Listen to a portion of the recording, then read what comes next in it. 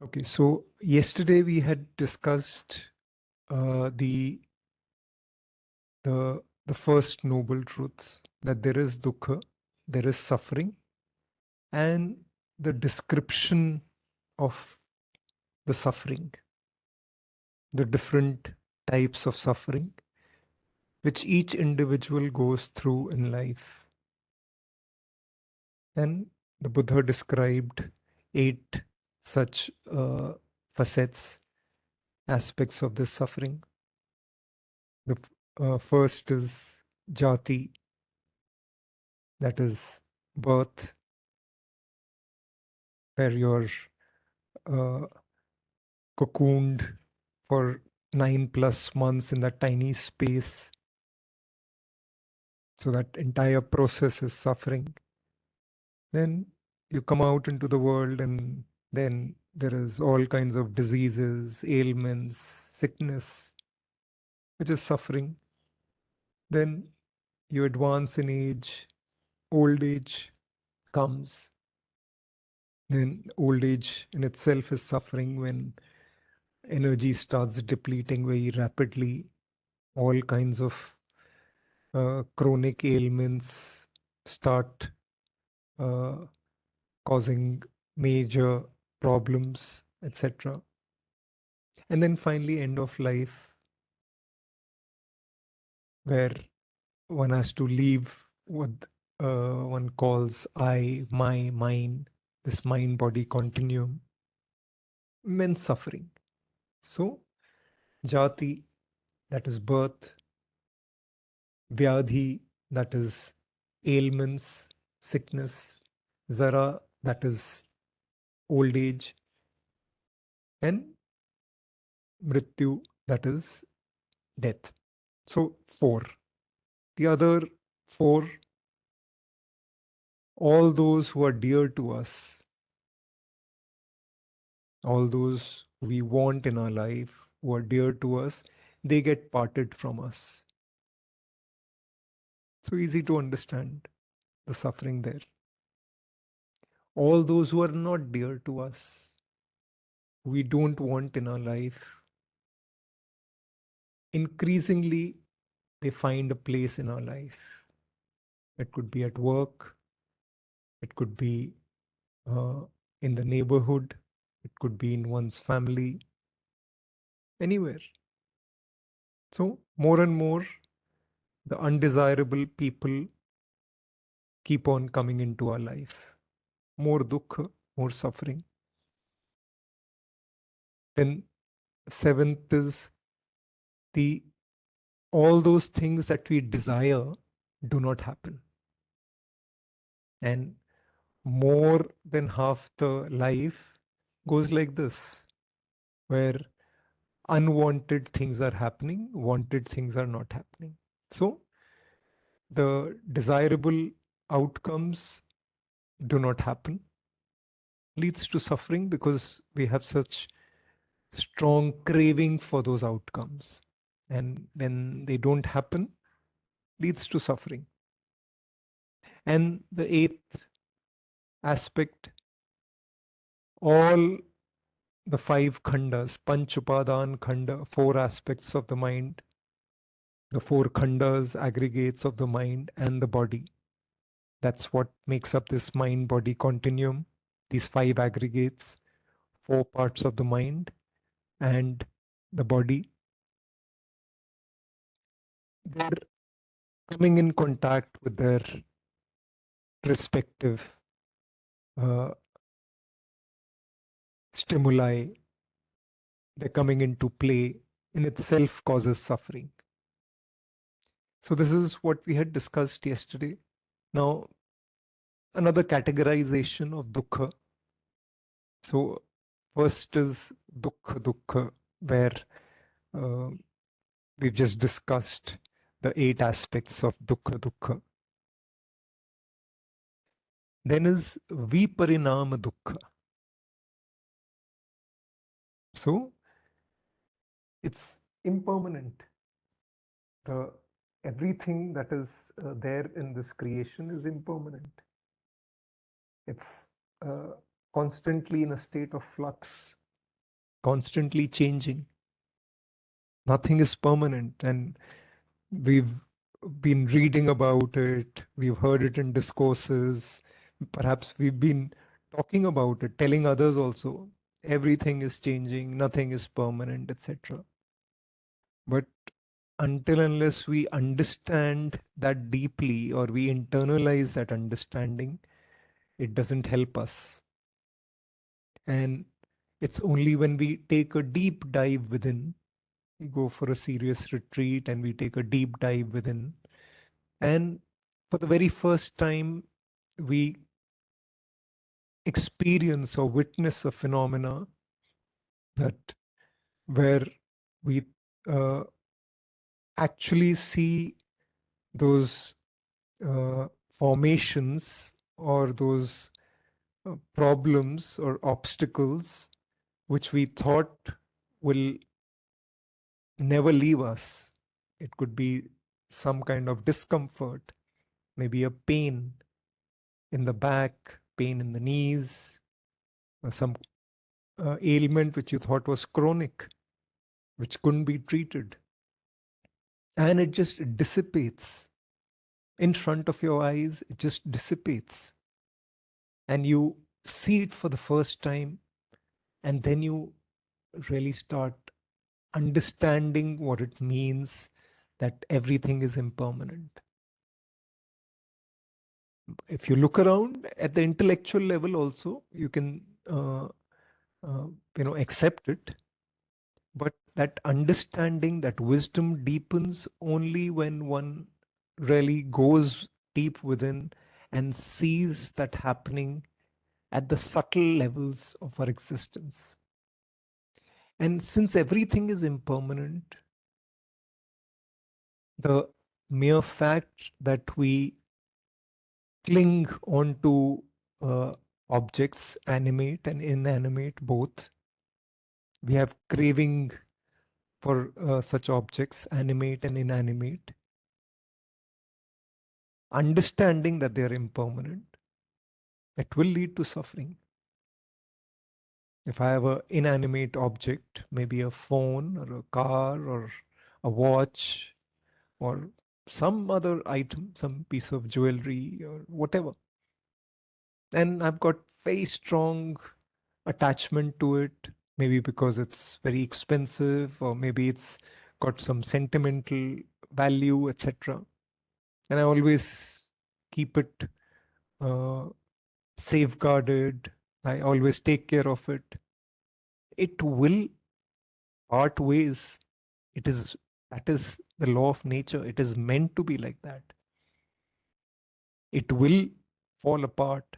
It will get destroyed. It will get separated from us. So, and that's just an inanimate object. And you move that concept to an animate object, an animal, a pet, or a human being.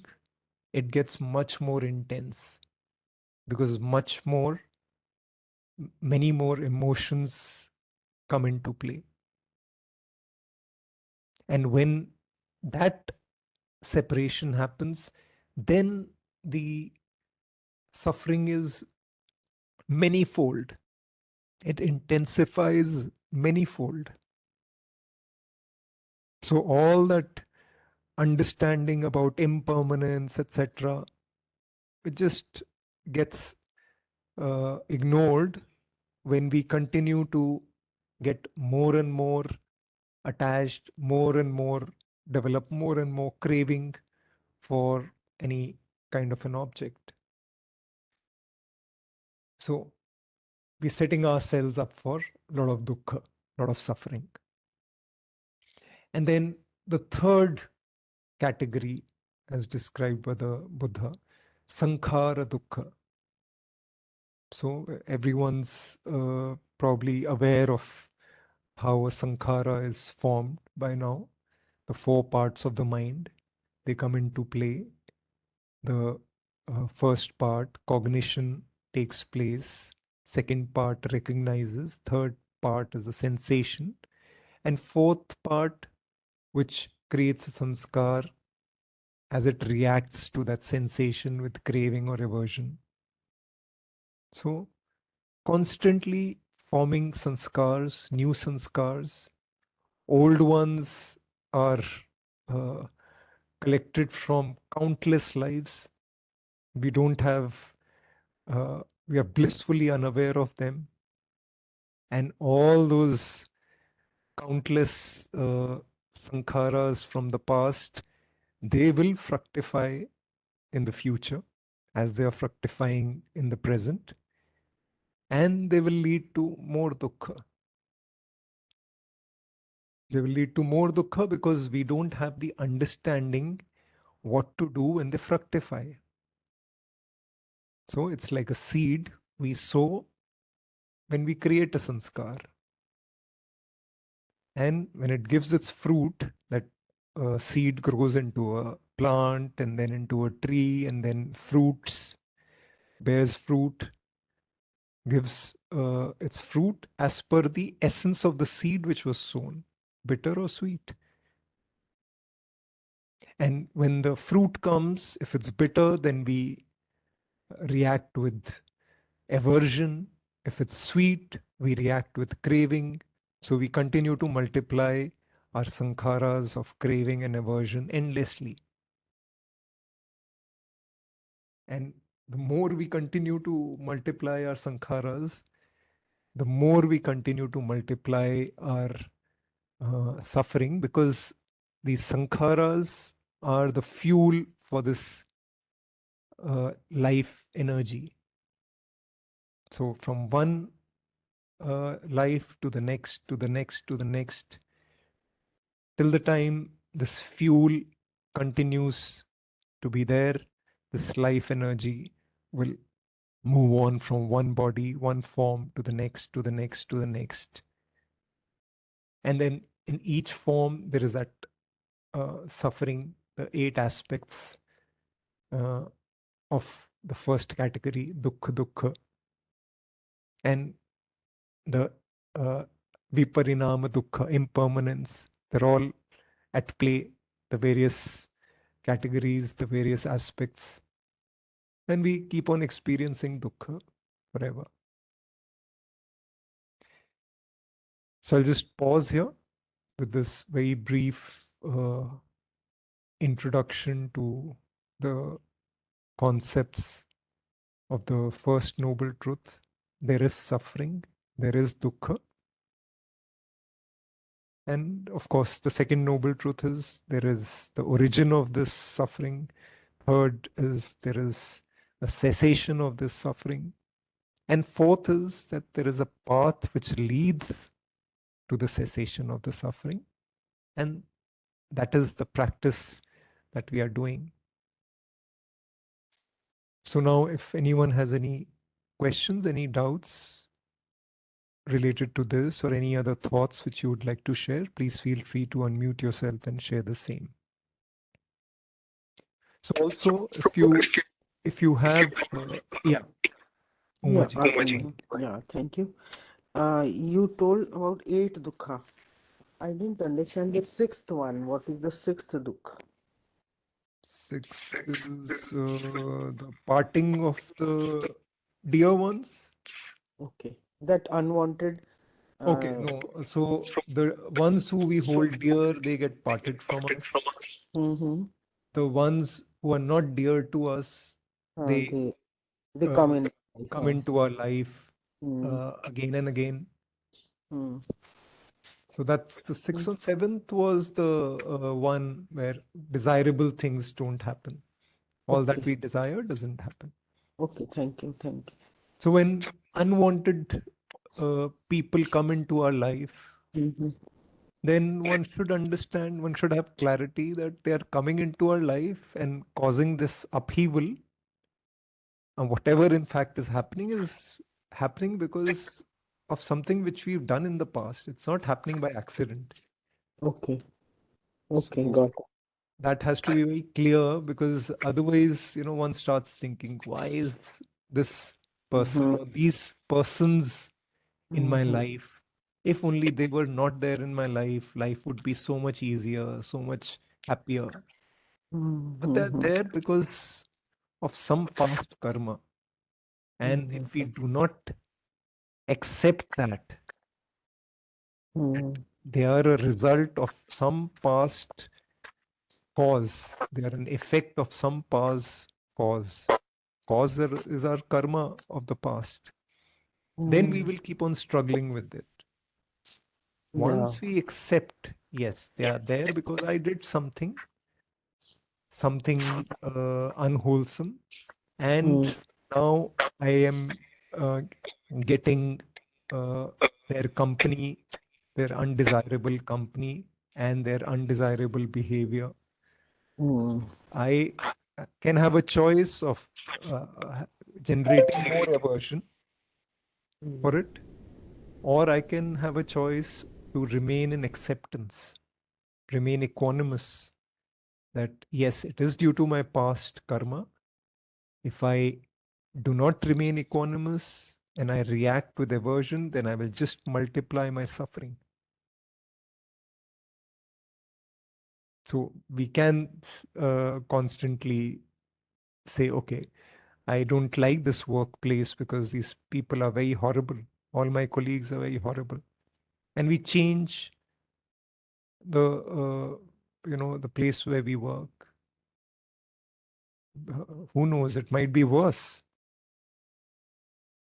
We have a neighbor who's nasty, and we keep on thinking, oh, if only this neighbor would not be there, my life would be so peaceful.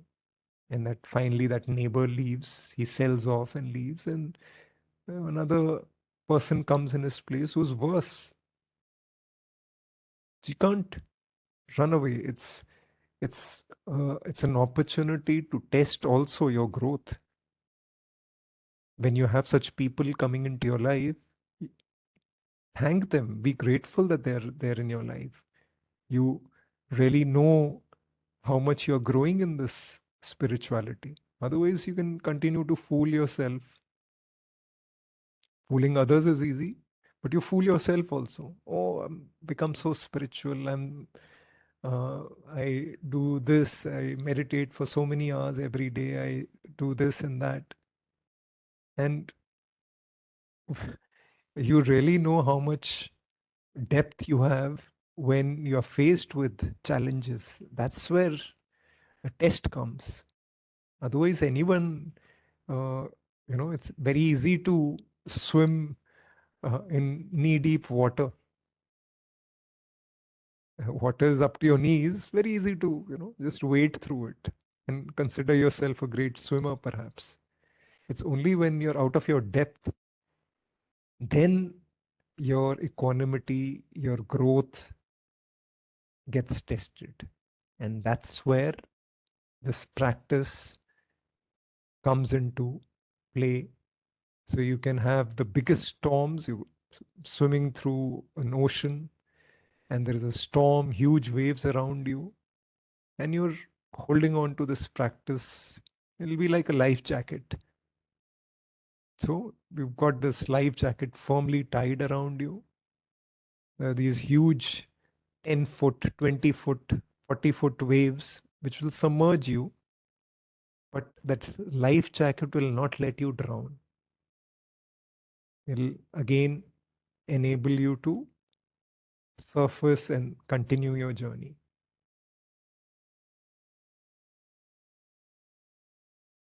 So if anyone has, yeah, we'll just take Yeah, one more question, then others we can take in the next session. You can make a note of them. Yes, RPG. yeah, thank you.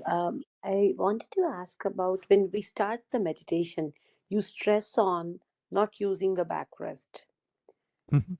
So my question is, I understand from posture perspective, that's a best practice. But if we use backrest and we sit straight, that's one less distraction. Mm. Yeah. So So, yes, I understand your question. So, why trouble yourself and, insist on not using a backrest or a yeah, back support? I know yeah, it's a very valid question.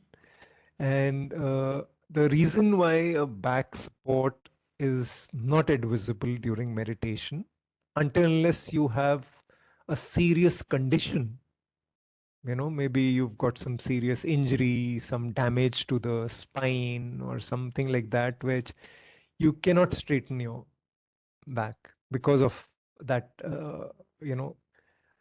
damaged condition. Otherwise, you should. And why? Because the moment you rest your back, within a very short time, you start getting comfortable. And before you know it, you'll start slouching. And the moment you start slouching, you will tend to start feeling groggy. As you get more comfortable, you'll start getting more groggy, more sleepy. And before you know it, you'll just doze off. And this is something which happens to people even while meditating. They'll be meditating even without a backrest. If they are not in the habit of keeping their back and neck straight in a cross-legged sitting posture without a backrest, people doze off. And this uh, uh, propensity to doze off, because it's one of the 5 hindrances, remember? So this sloth torpor, this propensity to doze off, gets further accentuated when you are using a back support. Okay. But with me, I don't know, maybe it depends from person to person. So I slouch when I am without back support.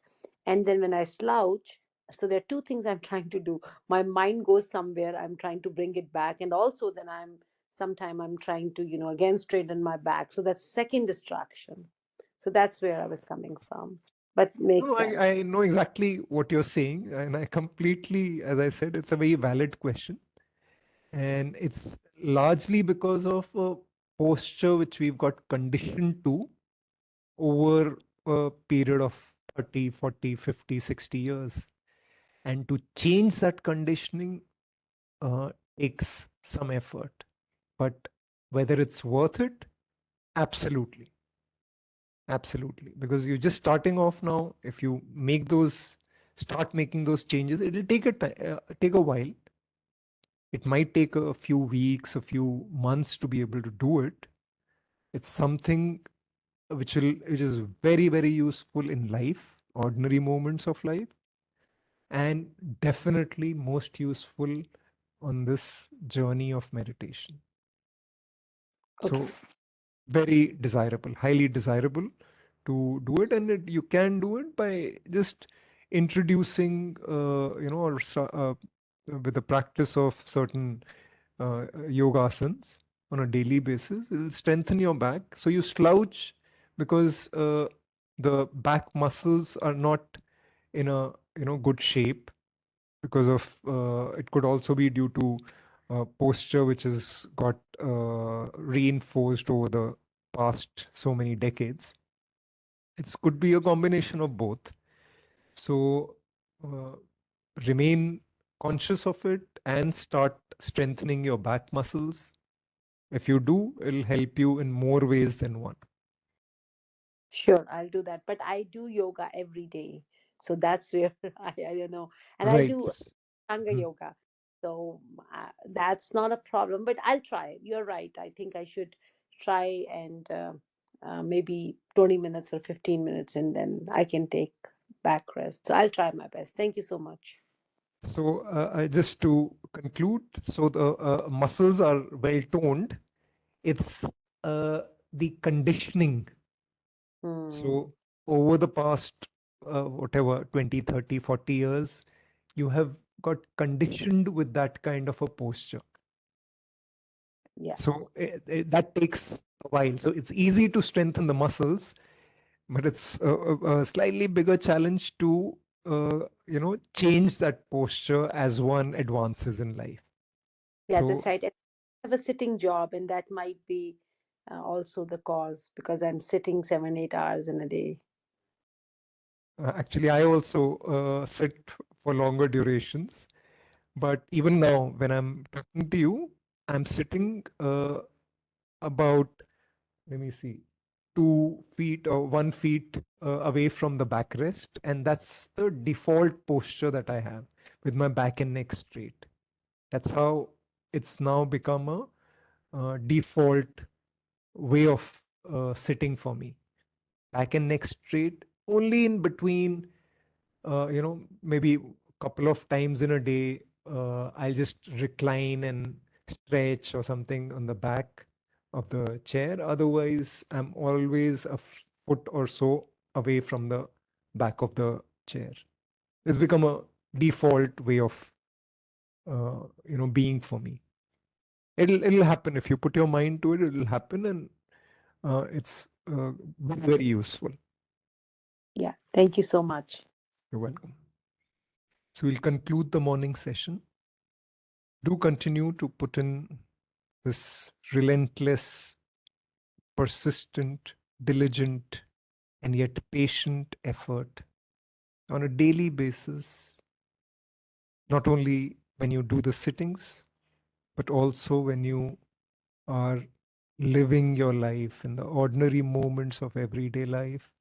Do be aware and equanimous as much as possible, as often as possible. Those are special moments, they are blissful moments. There's no reason why you should restrict the experience of those moments to the times when you do a sitting. They should be populating as much of your life as possible. Do remember to practice the Mangal Maitri after the session concludes, and beyond that, without making it mechanical, if you want to really experience the joy of that practice. Have a meaningful day. See you again in the next session. Namaste.